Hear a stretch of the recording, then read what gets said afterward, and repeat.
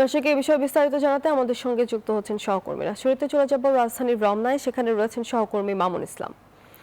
মামুন, আমাদেরকে জানাবেন যে ভোগান্তি কমাতে সরকার থেকে ফুয়েল পাস অ্যাপ চালু করা হয়েছে, এতে গ্রাহকরা কি ধরনের সুবিধা পাচ্ছেন?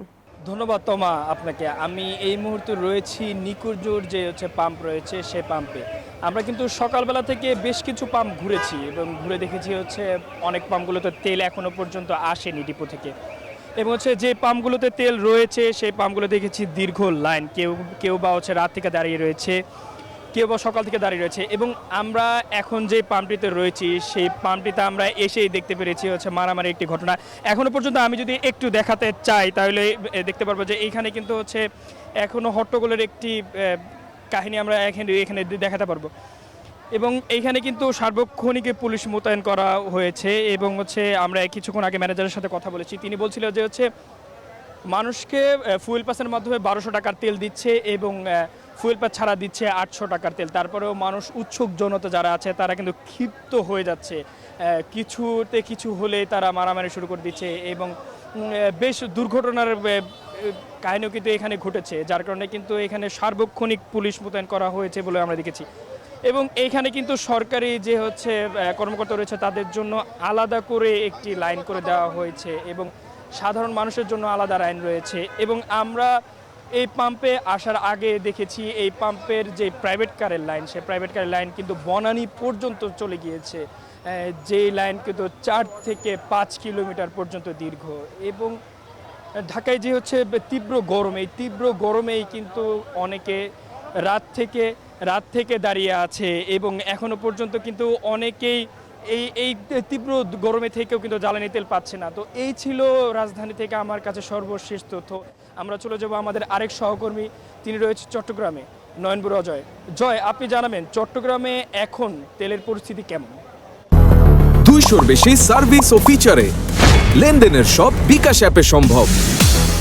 ঢাকার খবর জানিয়েছেন, তেমনিভাবে কিন্তু তীব্র তাপদাহ, এই তীব্র তাপদাহর মধ্যেও কিন্তু আমরা দেখতে পাচ্ছি অপেক্ষা করছে। দেখতে পাচ্ছেন দীর্ঘ লাইনে আমরা দেখতে পাচ্ছি মরদেহ পরিবহনকারী যে গাড়িগুলো রয়েছে, অ্যাম্বুলেন্স, সেই অ্যাম্বুলেন্সও কিন্তু অপেক্ষা করতে হচ্ছে। তাহলে বুঝতে পারছেন জরুরি কাজে ব্যবহার হওয়া যে পরিবহন, তাদেরও কিন্তু দীর্ঘ লাইনে দাঁড়িয়ে কিন্তু তেল নিতে হচ্ছে, এমন কথা কিন্তু আমাদেরকে জানিয়েছেন। আমরা কথা বলবো, একজন অ্যাম্বুলেন্সের ড্রাইভার রয়েছেন, তার সাথে আমরা কথা বলতে চাচ্ছি। এটা কি অ্যাম্বুলেন্সটা কি আপনার? অ্যাম্বুলেন্স, পিজার অ্যাম্বুলেন্স। আমি কালকে সকাল 7টা থেকে সিরিয়াল দিই। আমি ওনাদেরকে অনেক রিকোয়েস্ট করলাম যে আমাকে আপনি অ্যাম্বুলেন্স লাশবাহী গাড়ি আপনি আমাকে ফুল করে দেন। উনি বলতেছে 20 লিটারের উপরে দেওয়া যাবে না, সর্বোচ্চ 20 লিটার। আমাদের রুলসে আছে 10 লিটার, আমি আপনাকে 20 লিটার দিচ্ছি। এই দেশে মানবতা বলতে কিছু আছে বলেন?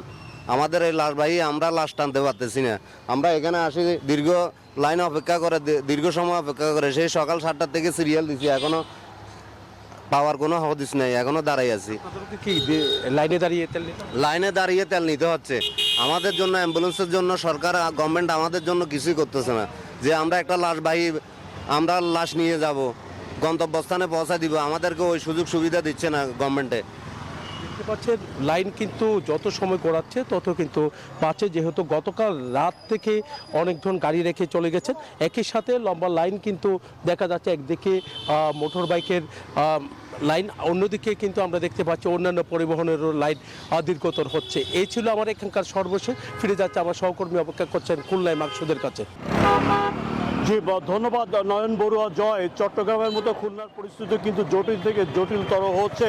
যারা কিনা গ্রাহক তেলের অভাবে প্রত্যাশিত তেল না পেয়ে তারা কিন্তু অসহনীয় আচরণ শুরু করেছেন।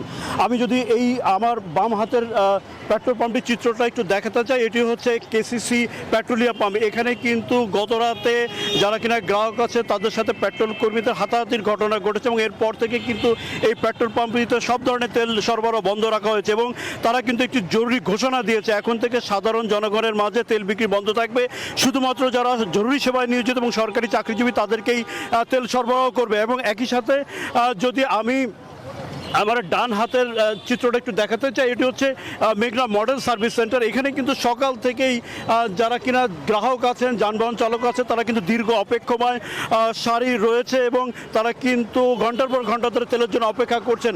যারা পেট্রোল পাম্প কর্তৃপক্ষ আছে তারা বলছেন যে প্রত্যাশিত তেল না পাওয়ার কারণে তারা কিন্তু গ্রাহককে সরবরাহ তেল করতে পারছে না এবং এই গ্রাম অঞ্চলে তেলের সরবরাহ না থাকার কারণে গ্রাম অঞ্চলে যারা গ্রাহক তারা সবাই কিন্তু শহর অঞ্চলে চলে আসছে এবং শহর অঞ্চলের চাপটা কিন্তু তুলনামূলক বেশি।